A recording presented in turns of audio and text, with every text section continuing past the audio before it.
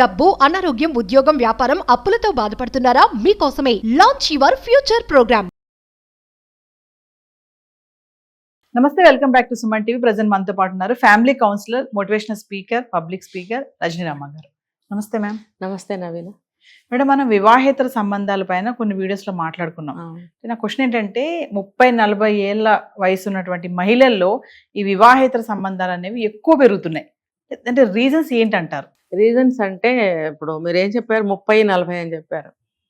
Present తీసుకుంటే పెళ్ళిళ్ళు ఎన్ని సంవత్సరాలకు చేసుకుంటున్నారు? 30 దాటాకే దాదాపు, ఎక్కడన్నా కొంచెం 25-30 మధ్యలో చేసుకుంటున్నారు.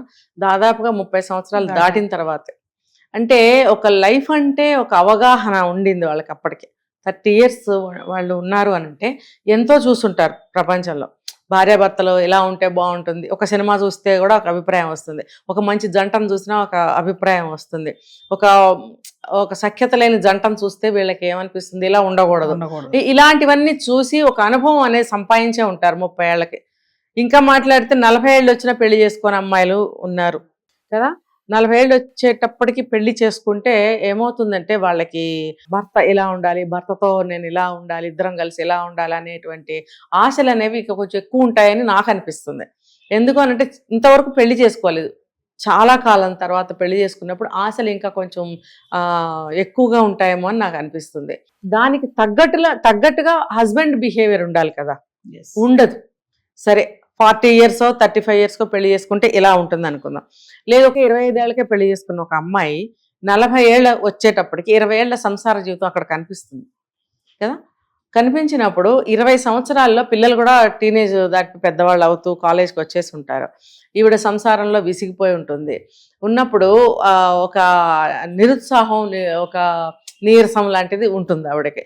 ఏంటి జీవితం ఇంత యాంత్రికంగా ఉందేంటి, మెకానికల్గా ఉందేంటి అంటే. ఆవిడకి 40 years అని ఎందుకు చెప్పారంటే ఇక్కడ అప్పటి వరకు అందులో కొట్టుకులాడుతూ ఉంటుంది ఆవిడ, ఆ మహాసముద్రంలో, ఆ సంసారం అనే సముద్రంలో కొట్టుకులాడుతూ ఉంటుంది. ఎందుకు ఆవిడకి అప్పటి వరకు ఏం తెలియదు అసలు. నిజానికి పిల్లలు పుడతారు, వాళ్ళ పెంపకము, వాళ్ళ ముద్దు మురిపాలతోటి ఏజ్ అలా అలా అలా వెళ్ళిపోతుంది.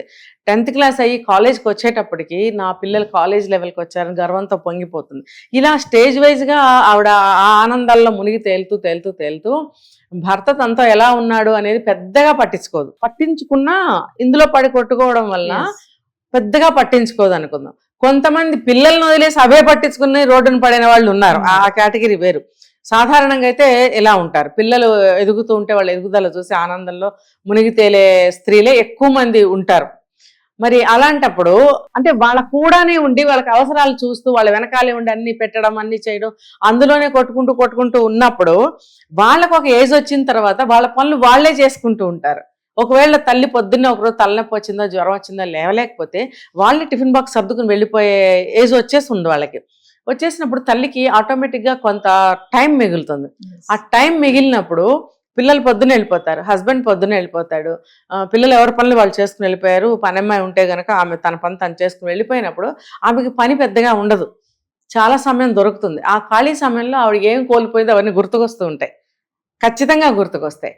గుర్తుకొచ్చినప్పుడు ఆవిడకి ఏమనిపిస్తుంది, అబ్బా చాలా కాలమైంది, పిల్లలు కాలేజీకి వెళ్ళారు కదా, ఈయన తొందరగా వస్తే ఈరోజు మూవీకి వెళ్ళొచ్చు అని అనుకుందాం. కానీ అది జరగదు ఆ రోజు. అలా కొన్ని విషయాల్లో కొన్నిసార్లు జరిగింది అనుకోండి. ఒక షాపింగ్ వెళ్దాము, లేదా ఒక చుట్టాలింటికి వెళ్దాము, లేదా ఒక ఫంక్షన్ వచ్చింది వెళ్దాము, లేకపోతే చాలా మంది భార్యాభర్తల్లాగా మనం కూడా ఒక షికారుగా అలా వెళ్దాము అంటే ఇప్పుడు కొంచెం ఖాళీ దొరికింది కాబట్టి అని అనుకున్నప్పుడు అవి జరగటం లేదు అనుకోండి. ఎందుకు అనంటే ఈ గ్యాప్లో అతను ఇండిపెండెంట్ అయిపోతాడు. ఈ 20 yearsలో హస్బెండ్ అనేవాడు ఇండిపెండెంట్గా అయిపోతాడు. ఆటోమేటిక్గా అవ్వాలనుకుని అవ్వకపోవచ్చు, బట్ అయిపోవడానికి ఛాన్స్ అయితే వస్తుంది.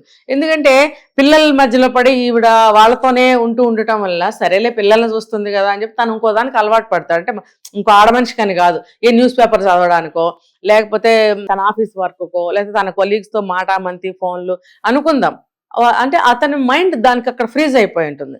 ఈవిడికి ఇప్పుడు ఫ్రీజ్ అయిన మైండ్ ఓపెన్ అవుతుంది. ఆ మధ్యలో జరిగే ఫ్రిక్షనే దీనికి కారణం అనమాట. ఎవరన్నా కనపడినప్పుడు, స్వీట్గా మాట్లాడినప్పుడు, అయ్యో అని సింపతి చూపించినప్పుడు వీళ్ళు దానికి లొంగిపోతారు. అంటే అంత తేలిగ్గా లొంగిపోతారా మీ ఆడవాళ్ళు అని అంటే తప్పది. అది ఎక్స్పీరియన్స్ వాళ్ళు చేసిన వాళ్ళు ఉంటారు కదా. ఇప్పుడు ఒక కేసు మనం మాట్లాడుతున్నాం, మరి ఎందుకు వెళ్ళిపోయారు వాళ్ళు?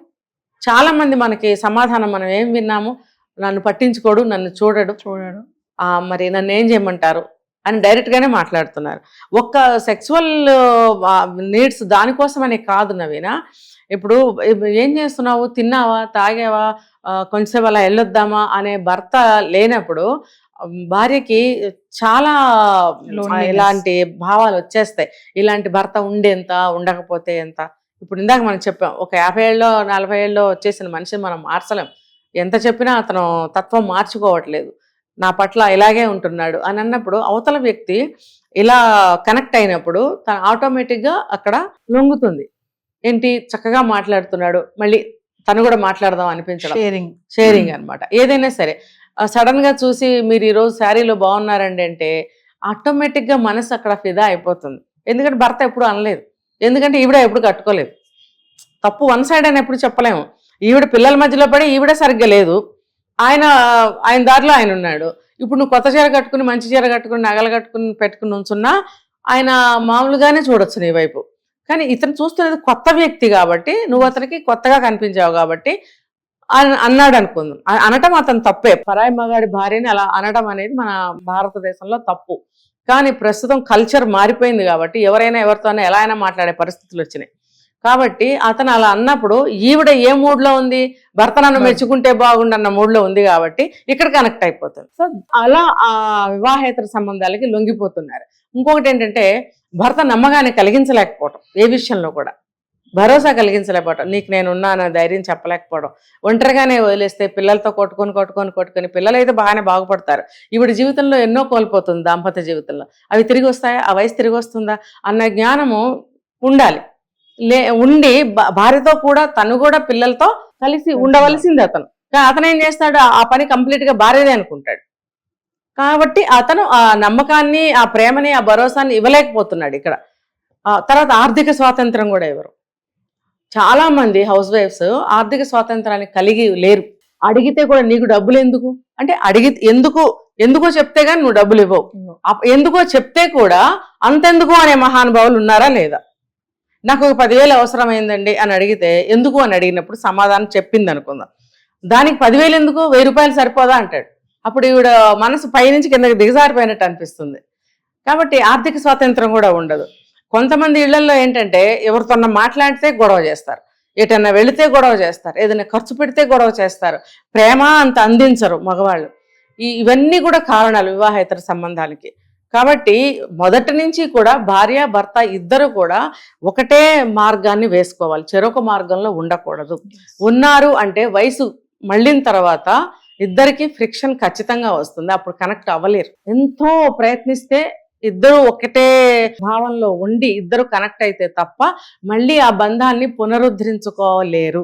చాలా కష్టమైనటువంటి విషయం అది. ప్రయత్నిస్తే కష్టం కాదు ఏది కూడా, కానీ ఆ ప్రయత్నం చేయాలి కదా. కాబట్టి ఎవరు కూడా అటువంటి సమస్యల్లో పడకుండా ఉండే విధంగా జాగ్రత్తలు తీసుకోమని నేను చెప్తున్నాను. Thank you.